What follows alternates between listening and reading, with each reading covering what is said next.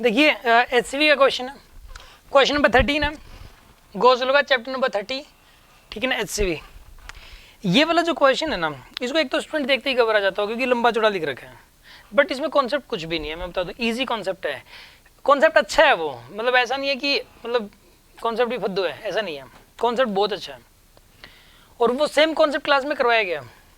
Same बिल्कुल, मतलब same question almost, numerical value सब अलग है बट कॉन्सेप्ट वही है, सेम क्वेश्चन है।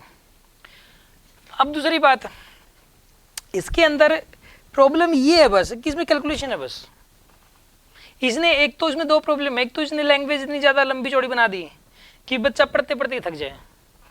ठीक है। दूसरी बात इसमें कैलकुलेशन ज़्यादा है, बस ये दो समस्याएं हैं और कुछ नहीं है,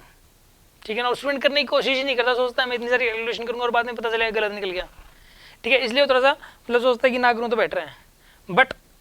देखिए अब इसमें कुछ भी नहीं है, ध्यान से समझना। Consider the following very rough model of a beryllium atom, beryllium atom है, the nucleus has 4 protons and 4 neutrons confined to a very small volume of radius 10⁻⁻15 metre, ठीक है। रेडियस का खैर इसमें कोई रोल है नहीं, यहाँ पे प्रोटॉन, यहाँ पे न्यूक्लियस है, छोटा सा होता है न्यूक्लियस तो बिल्कुल ही, जिसके अंदर कितने प्रोटॉन्स हैं, +4 का चार्ज है इसके ऊपर, इसके अंदर 4 न्यूट्रॉन है और 4 प्रोटॉन है, तो न्यूट्रॉन पे तो कोई चार्ज है ही नहीं, 4 प्रोटॉन्स पे है, एक प्रोटॉन पे E का चार्ज, और E की वैल्यू आपको पता है ना, E की वैल्यू होती है 1.6 × 10⁻⁻19 कूलम होती है, तो यहाँ पे +4 E का चार्ज है यहाँ पे, राइट। अच्छा अब सुनो, the two 1s electrons make a spherical charge cloud at an average distance of 1.3 × 10⁻11 metre from the nucleus। का मतलब क्या मैं बताता हूँ, न्यूक्लियस की चारों तरफ 4 इलेक्ट्रॉन होने चाहिए।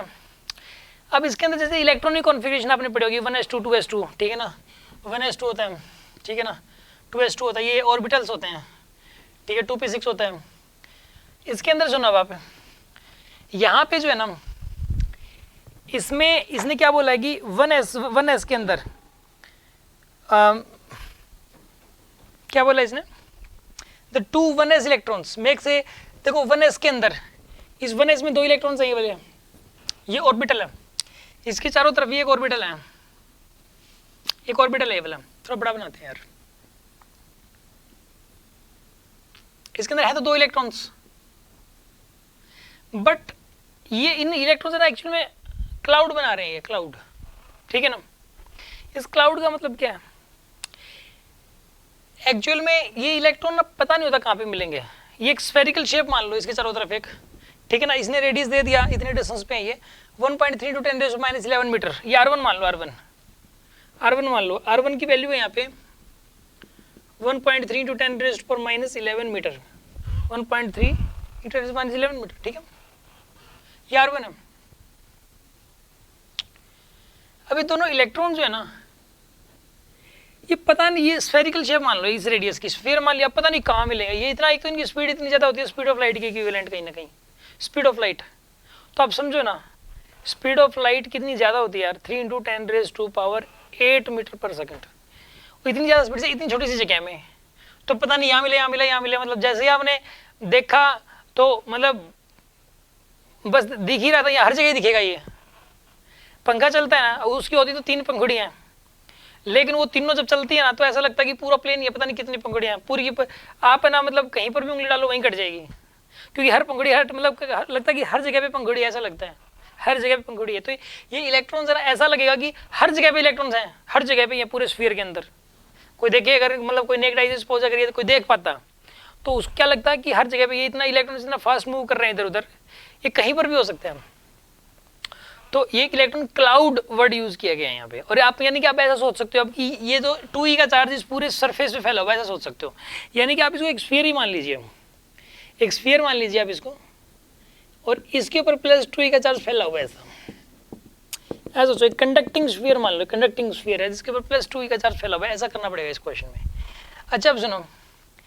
अब इसने क्या बोला है आगे, उसके बाद the 2 1s electrons make the spherical charge cloud at the average distance of this from the nucleus, whereas the 2 2s electrons makes another spherical cloud at the average distance of 5.2 × 10⁻11, 5.2 × 10⁻11 metre पे। अगला जो अगले 2 electrons हैं वो पता है कितने distance पे हैं, ये अगले 2 इलेक्ट्रॉन्स हैं यहाँ पे, यानी कि अगला +2e का चार्ज है कितने डिस्टेंस पे, फिर भूल गया मैं, यहाँ पर ये 5.2 R2 मान लो इसको, R2 की वैल्यू है 5.2 इंटू 10⁻⁻11 मीटर पे है, ठीक है, ये R1 हो गया। और ये भी 2e का चार्ज इस पूरे ये कंडक्टिंग स्फीयर मान लो, कंडक्टिंग स्फीयर में फैला हुआ है। एक्चुअल में क्वेश्चन क्या है, there are the two concentric conducting spheres, there are the two concentric conducting spheres, एक का रेडियस R1 की वैल्यू मेंशन है, एक का रेडियस R2 की वैल्यू मेंशन है। इसके ऊपर 2e का चार्ज और इसके ऊपर भी 2e का चार्ज और सेंटर पे प्लस 4e का चार्ज, और ये प्लस नहीं आएगा, सॉरी गलती कर दी यार, तब इतनी देर होगी बताओ, -2e का चार्ज है यहाँ पर, ये इलेक्ट्रॉन से ना यार, -2e का चार्ज है, मैं शुरू से ही मिस्टेक कर रहा हूँ यार, ठीक है ना, कोई बात नहीं, आप ये मत सोचना सर को नहीं आता, ऐसी मिस्टेक्स हो जाती हैं समझाते वक्त, अक्सर होंगी, ये तो चलता रहता है, लेकिन मिस्टेक्स वो कॉन्सेप्चुअल मिस्टेक नहीं मिलेगी आपको, कॉन्सेप्ट ही गलत बता दिया ऐसा नहीं होगा, जल्दबाजी में कोई गलत यानी ग्रॉस एरर, जल्दबाजी में अगर कोई मतलब जो है गलती से आपने कुछ भी लिख दिया, ठीक है ना, क्योंकि दिमाग कॉन्सेप्ट पे लगा रहता है, और दिमाग पे कॉन्सेप्ट पे लगे रहने के चक्कर में कोई ना कोई जो मतलब जिसकी वैल्यू कम है वो छोटी मोटी चीज़ ऐसी रह जाती है, लेकिन वो इंपॉर्टेंट है, वैल्यू कम नहीं है, इसकी चार्ज की नेचर तो पता होना जरूरी है। -2e यहाँ पे -2e, इसका रेडियस R1 और इसका रेडियस R2। अब पूछा क्या गया है इसमें पूछा गया है इसके अंदर, अब आप कर लोगे इसको, इसके फर्स्ट पार्ट में पूछा गया है कि a point just inside the 1s cloud, एक तो यहाँ पे इलेक्ट्रिक फील्ड बताता हूँ, जस्ट यहाँ पे अंदर ये P1 पॉइंट है, एक यहाँ जस्ट ये P2 पॉइंट, ये जिसके अंदर जस्ट P1 पॉइंट है और एक P2 पॉइंट है जस्ट अंदर है, एक दूसरे just inside the 2s cloud. Simple है यार, देखो P1 पे निकालना है ना आपको, जस्ट इनसाइड है ये, तो इन दोनों की वजह से 0 आएगा, क्योंकि मैंने अभी भी बताया था, मतलब इसके अंदर इसके अंदर HCV के क्वेश्चन के अंदर अगर चार्ज स्फेरिकल, मैंने बताया हुआ है अभी इसके इसी चैप्टर के अंदर जो क्वेश्चन है उनके अंदर भी एक स्फेरिकल फॉर्म में अगर चार्ज फैला हुआ स्फेरिकल शेप में,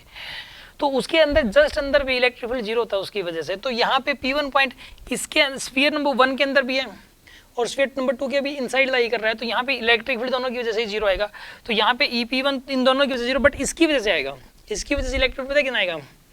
KQ/R², Q की वैल्यू कितनी है यहाँ पे 4E, R² R की वैल्यू कितनी हो जाएगी यहाँ पे R1², ऐसा लिख दोगे आप R1², और यहाँ पे ना सारी वैल्यूज पुट कर दो, K की वैल्यू पता है 9 × 10⁻⁹, E की वैल्यू आपको पता है, R1 की वैल्यू पता है, सोल्व कर लो आंसर आ जाएगा। अब EP2 निकालना है आपको, EP2 निकालना है, तो कैसे निकालोगे बताइए आप, EP2 में काम करो, देखो इसकी वजह से तो 0 आएगा, स्फीयर नंबर 2 की वजह से, पहले इस 4E की वजह से निकालो, K इंटू में 4E डिवाइडेड बाई में यहाँ से लेके यहाँ तक की डिस्टेंस R2 का स्क्वायर आएगा आपके पास, प्लस चार्ज की वजह से तो आ गया, अब इसकी वजह से निकाल लो, ये तो नेगेटिव में यार, ठीक है, तो ये सारा ही चार्ज सेंटर में मान लो ना, +4 ये है और -2 ये, तो टोटल चार्ज ही +2 ही हो गया, ऐसा सोच लो, या फिर एक काम करो इसकी वजह नेगेटिव में लिख लो आप, चार्ज नेगेटिव है तो इलेक्ट्रिक फील्ड अपोजिट दूसरी डायरेक्शन में आ जाएगा ना P2 पे, इस पॉजिटिव की वजह से इधर, तो इस नेगेटिव की वजह से इधर आ जाएगा, ठीक है ना, यहाँ पे आएगा K इंटू में 2E डिवाइडेड बाई में R2², यहाँ पे R1 R2 E और K की वैल्यूज पुट कर दो, EP2 की वैल्यू आपके पास आ जाएगी, समझ में आ गया होगा, नोट कर लीजिए आप इसे।